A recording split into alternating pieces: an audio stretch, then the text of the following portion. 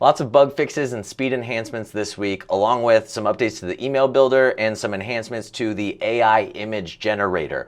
All of those details coming up and more on your GHL weekly breakdown right now.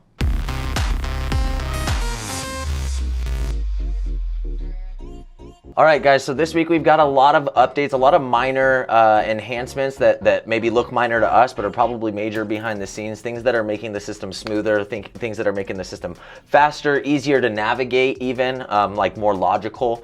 So the first one that we're gonna talk about is the My Profile section. So this is within your settings. If you go to settings, My Profile, or it might even say Profile on there, but this is now revamped using the new, I think they call it the micro front end infrastructure architecture or something like that. I don't know what it means. I just know it's smoother, it's faster, just like all the updates that they've done with like the form builder, email builder, etc. It's all kind of in that same category. So My Profile is now much faster thanks to this week's update. Next up, we've got some very sought after enhancements, speed improvements to funnels and websites. So if you are planning on using HighLevel as your native website, the site that you use, we do. empowerlo.com is hosted on HighLevel. We don't have any issues with the speed of HighLevel sites. However, the more nuanced and like more stuff that you're trying to do with the design, the more custom you're trying to make the website, the more likely you are to access a feature that is maybe not up to speed with everything else. So the more complicated your website is, the more likely you are to see some of these effects of slower infrastructure than maybe you're used to on like a WordPress website or something like that, right? So what this is this is just an improvement across the board. They showed us some speed tests to show how much it improved on average. It was very significant. Again, not something that we were necessarily holding out for. We are pushing forward, launching more and more of our clients on websites using HighLevel. So this isn't something that was holding us back, but we're always welcoming these improvements behind the scene that are just making the system faster.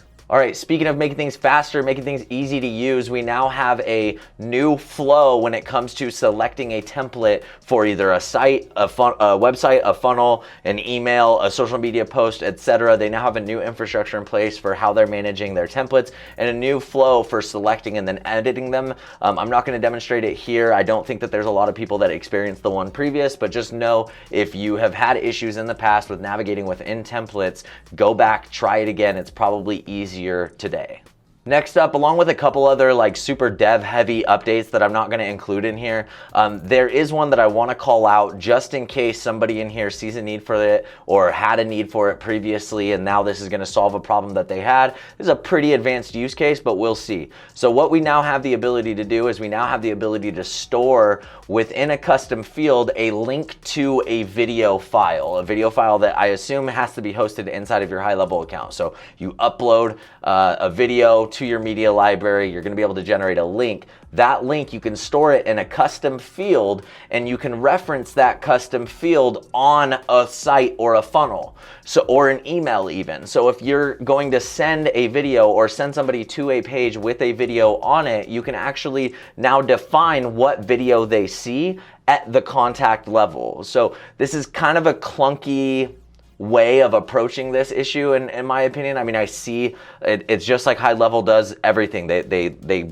build from the bottom up so that we have these features that are like kind of useful, but really there's this broader vision that's going to make it way more useful in the future. That's kind of what I see happening with this video thing. Like, it's cool, the fact that I can do that is cool, but I think that there's going to take some development with this feature in order for it to be something that like the average marketer or even the advanced marketing loan officer is actually going to use. All right, next up we have a new element inside the new email builder. So as long as you have the new email builder enabled, which I believe it's going live today or yesterday, depending on when you watch this video, I believe that the brand new email builder is live.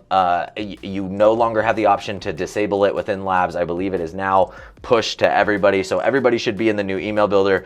If you are, you now have access to a new element that's called image plus text. Now you might think, what's the use of this? We have image, we have text. I've been able to create any design inside of the email that I want to by using image and text.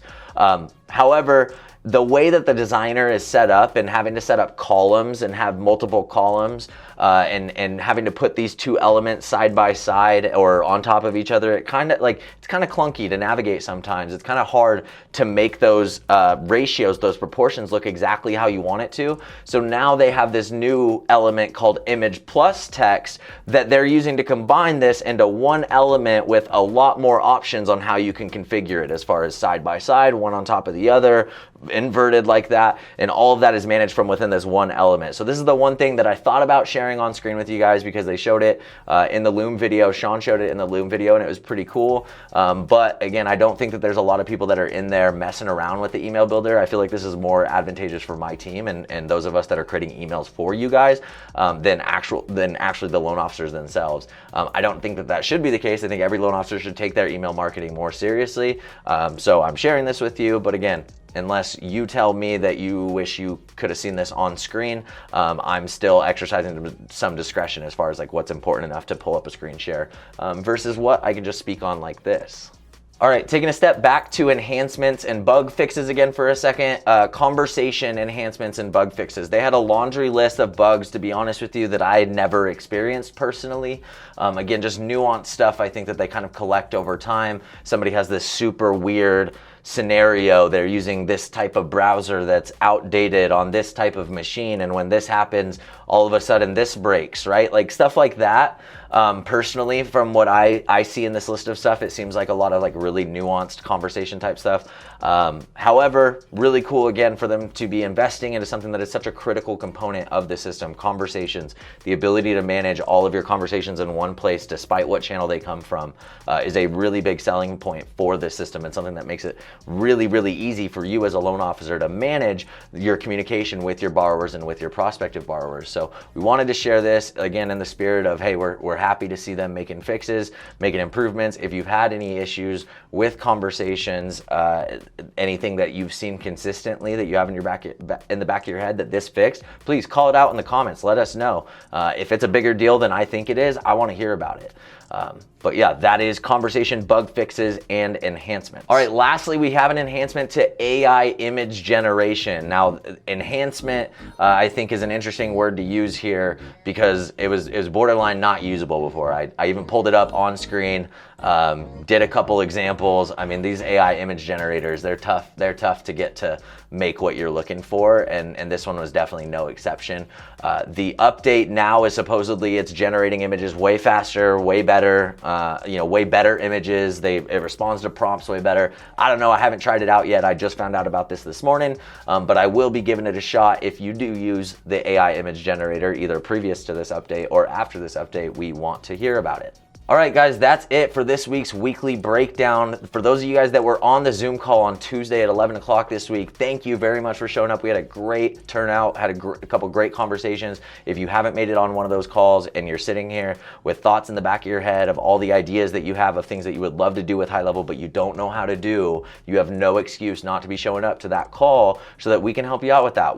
It's all borderline one-on-one. It might not feel like that. Sometimes I feel like it might feel a little intimidating. We've got like 10 of our employees on those calls, people chiming in, adding value, sharing stuff that I haven't seen necessarily. So it might seem a little intimidating your first time coming on, but if you watch those live streams and you watch what the value that people come with a problem that they are seeking to be solved, what the value that they get out of it, no doubt in my mind, you'll see how that can benefit you as well. So check it out. Show up Tuesday at 11 o'clock Mountain Time, so 12 Central, 10 Pacific, 1 Eastern, maybe. Show up. We'll see you there. Until then, thanks for watching. We'll see you at the top.